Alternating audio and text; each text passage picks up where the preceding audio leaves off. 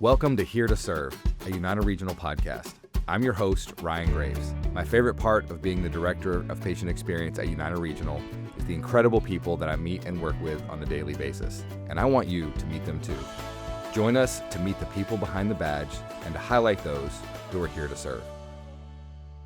Yeah, well, thank you for coming, Beverly. I'm excited to get you in here. I've been working on you for a while. I know. Because you shot me down the first time I asked you to come in here, but I've been working on it, and we had some other people working on you to get you in here. So I'm excited to get to talk to you today. I've got a lot of things that I'm interested in, but before I do that, I'm worried that you're going to tell my secrets today. So let's just go ahead and have an agreement. You're not going to tell me. No, I ain't gonna tell you a secret. Because Beverly figured it out here, but I've been keeping it a secret at United Region for a long time. And then you figured it out, because you'll see me up on the second floor. And one of the things you always say to me is, Ryan, you need to get a job. You'll see me walking and I'm like, Beverly, like, don't tell nobody. Because I figured out if I carry papers in my hand and I walk real fast and I act busy, people like, man, that guy's working hard. But you're like, nah, I see you, Ryan. I see you up here just walking around, acting busy. You do that with I see you having a lot of banter with a lot of people. It seems like you enjoy that. Yes, I enjoy it a lot. Everybody in United Region just like family to me. I love them all. Yeah. Well, it's two-way street. Everybody says, I'll tell you over the last few weeks, people will stop me and go, hey, who you having on the podcast soon? Yada, yada. And I'll always, one of the people I knew was coming. I said, I'm having Beverly on. And man, everybody gets so excited about it. I think there's a lot of people that are excited to hear what you have to say today. And you are, universally loved and appreciated at United Regional. I know that. And people love talking with you. And just like you said, kind of that family vibe. So let's back up a little bit. Who are you and what do you do at United Regional? Well, I'm Beverly Ballard. I'm a housekeeper. I've been at United Regional for 18 years, 13 years in housekeeping, 5 at Airmark.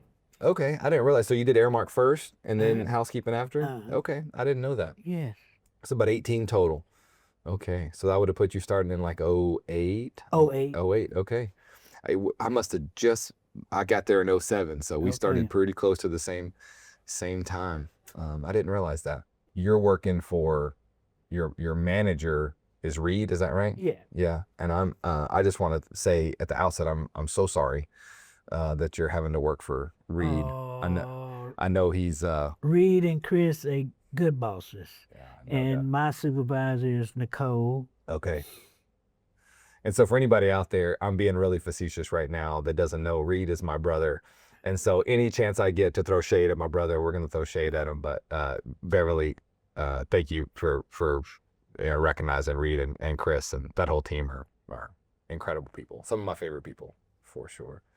So tell me about you outside of United Regional. So you're working guest services at United Regional, Airmark before that, 18 years. What about outside United Regional? What do people need to know about you there? Well, I don't do too much, just relax and go to church on Sunday when I can. Oh, what church do you go to? Church of Living God on Gladiolas. Shout out to Church of the Living God. Hope they all get to watch this. Yes. Yeah, you got to make sure they all see it? Yes. Okay, awesome. Well, so you've been a churchgoer whole life? Yes. Did mom and dad start you down that path? How's that impacted you in your whole life, I guess, but for sure in your current role? Well, my dad passed away at an early age. Then my mom passed away in 2019 with colon cancer. Okay. And then I turned around and I got it in 20. And then I got it again in 23. So twice. Now I knew that you had been through cancer once. I did not realize it was twice. So both in 20 and in 23. Yes. My goodness. But God is good. I had faith, and my faith led me on to now. You know, if you would never know I had cancer unless I tell you. Yep. But God took me through, and it was just like, how you put it, when I first went through chemo, I shed a few tears when I was in the hospital, and God took them tears away from me. He said, "You got to fight." So I fought it and kept fighting, and then I got it again at 23. Now let me just ask. That's gotta be just I try to put myself there, but I can't even hardly put myself in the situation to go, hey, I've had colon cancer. I've beat it. I've been through all this, pain. I'm assuming pain and suffering and Yes. worry and fear and doubt and all those sorts of things. And I come through the other side only to be told, you got to do it again. What was that like? I said, I didn't worry about it because Wow. I had God on my side. Wow. Because it was interesting, then I said, "No, you know what, if it's my time, my time." Because my mom always told us when we was, young, you never know when you're going to leave this world and how. So I had that in my mind, and it still be in my mind. Yeah. Don't get me wrong, I have aches sometimes, but I keep going. Yeah. But you never know if I'm having this pain unless I tell you. Yeah. No, I've noticed that. I knew that's a great point. I didn't even know you had cancer twice. I knew you'd had it once, and I think really the only reason I even knew that is just because I'm a nurse, and I think I was passing through one day and I saw Yeah. you in a bed, and I said, Yeah. "Oh my goodness, there's Beverly." And of course we was all praying for you and worried about you and all those sorts of things, but wasn't much longer. I saw you back at work. Yeah. And being a nurse, I could tell that you'd been sick just by looking at you. I said, "Hey, this lady's been through it." I knew you had cancer. I didn't know any details, but I could tell you'd been sick. I could even see a couple times when I saw you, I thought, I could tell that lady's tired. But when I said, "Hey, Beverly," you turned around like nothing was going on. Yeah. And started, teasing and laughing and cutting up and saying you were blessed and all those sorts of things as you were working, Yeah. doing your job. And I remember the first time I had that encounter with you after I knew you had been very ill, and I could see the fatigue on you a little bit, and for your attitude to still be, I'm here, I'm working. I mean, hey man, people call in for headaches, Yeah. and here you are, chemo, radiation, just working and not just working, but working with a positive mindset. Yeah. That touched me deeply. Convicted me a little bit, to be honest, and I said, man, that's a lady with some grit right there. So I'm curious, where do you clearly saying, hey, I attribute this to my faith, but what else can you tell me about that mindset and that grit to come through that and then just get back to it?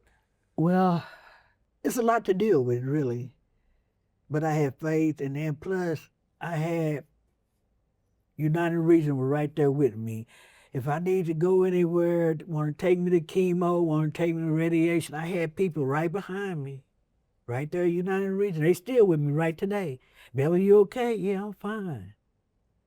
They always say, you need anything, let us know. So United Region, like I said, just like my family. Yeah. What was it like getting care at a place that you work at? Was it awkward? Like, oh, I know these people, or what was that like? I mean, everybody was just like family, so I couldn't say, everything was good. Everything was good. I can't complain. Yeah. Then, like I said, I had to go to Dallas. I had my surgery in Dallas. Okay. How many surgeries did you have? You have surgery both times? Yes. Yeah. I had my surgery in Dallas. I had Kevin Pillow. He took me down there Did he? for Kevin's a good man. yeah, to take to meet my doctor, meet and greet my doctor. Does he go to church with you? No. Kevin, no, okay. No. And then Joanna Colors, she took me down there on Wednesday. She stayed with me until after my surgery. She come back to check on me that Saturday. She went back, then she come back that Sunday to pick me up and bring me home. Wow. And she's not related to you? No. Not by blood? No, but it seemed like God brought in my life where I was going around with my trash can. Well, Beverly, if you need anything, just tell me. I'll take you, whatever. And she did. What all areas do you cover right now at the hospital? I mean, I always see you on the second floor. I do second floor, dialysis, and lab. And lab, okay. So what all your job responsibilities look like on a daily basis? Are you cleaning, emptying trashes? Yeah, I did trash and bathroom. Bathroom, okay. Yeah. So I see you. I'm on the first floor, but I travel back and forth quite a bit on the second floor. That's usually where I'll run into you from time to time. So get to meet all kinds. Second floor is full of people. Yeah. You do everything on the second floor? Yes, mostly. Okay. Well, I don't do patient rooms anymore because of my condition. Right. Yeah. That's why you're on that. That makes sense. So 2 bouts with this. No, the first one was in 20, is that right? Yes. And then the second one was in 23. Yes. When you were first told that you had colon cancer, where was your mind at? What were the kind of the things you had to go through there? I figured I had colon cancer when my mom was sick. And when my mom was sick with the colon cancer, she had stage 4.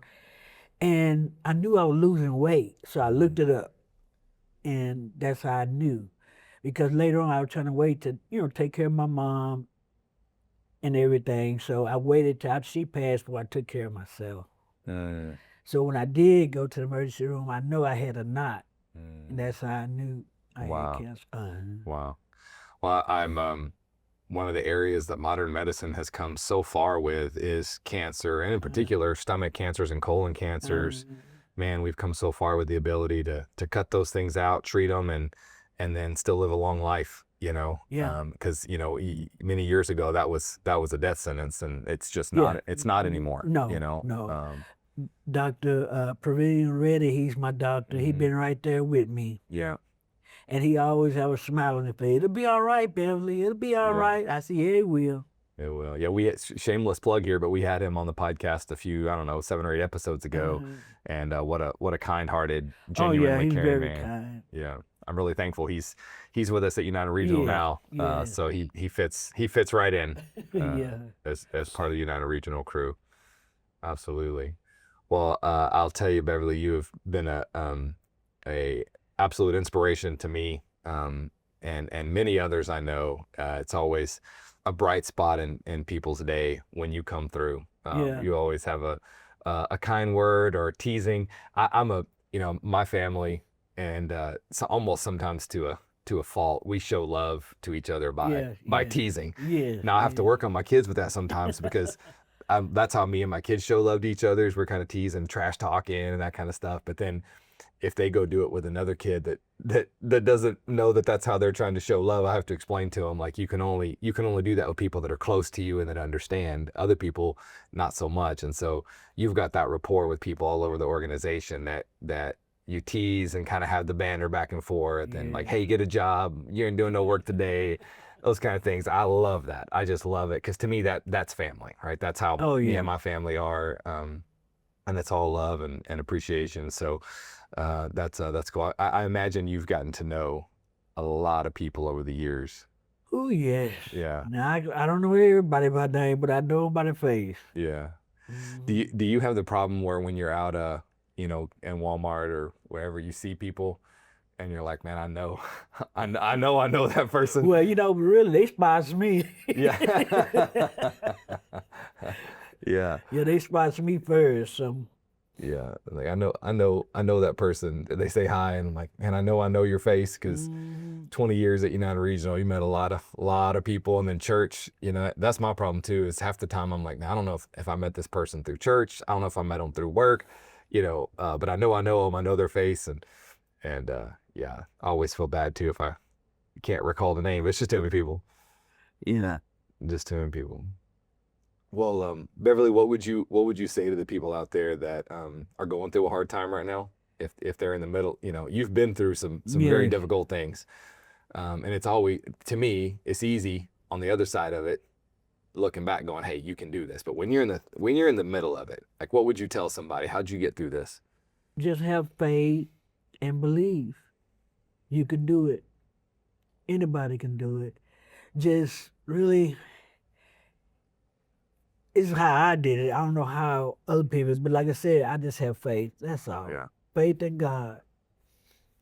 And just work and enjoy life. I like that. Work and enjoy. Just believe work, and Enjoy enjoy life. life. Well, that's good. That's good.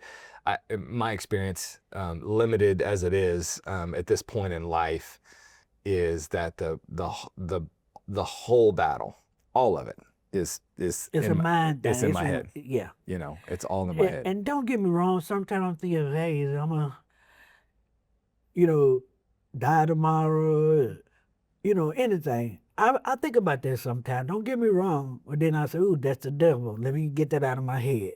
Yeah. You know, Switch it. yeah. Because we get to control where we put our thoughts at, Yes. right? Yeah. Yes. And those and that really is from everything I can see that I've experienced both myself and others is you know, whatever I'm thinking about.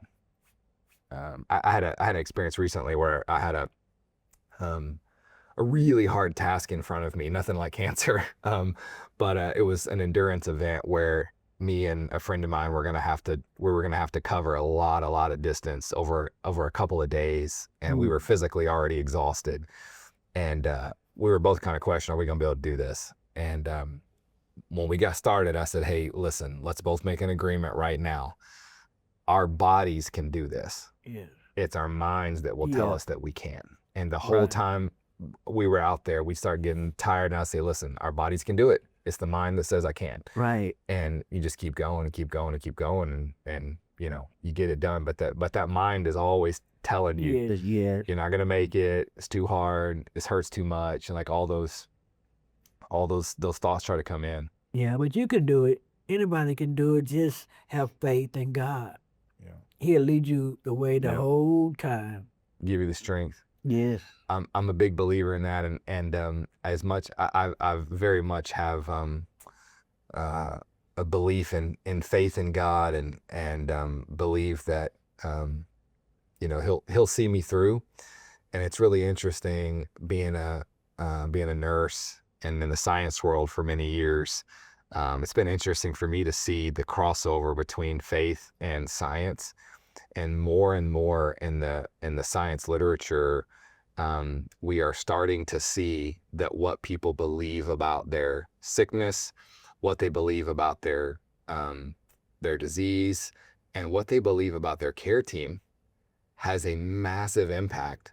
Sometimes just as much impact as whatever medicines we give them is what they believe in their mind. If they say, hey, I'm gonna make it through this, I'm gonna do this, I'm gonna beat this, that gives them their ultimate chance of making it through, is when they really believe it. You know, when they really believe it and say, my body can do this. I just can't let my mind break down. Right. Well, that's powerful. And I watched you do that. I watched your body be physically weak, but your mind, as you're pushing that cart down the hallway, I was watching you power through. Now, I never stopped and even talked about this with you, but I watched it.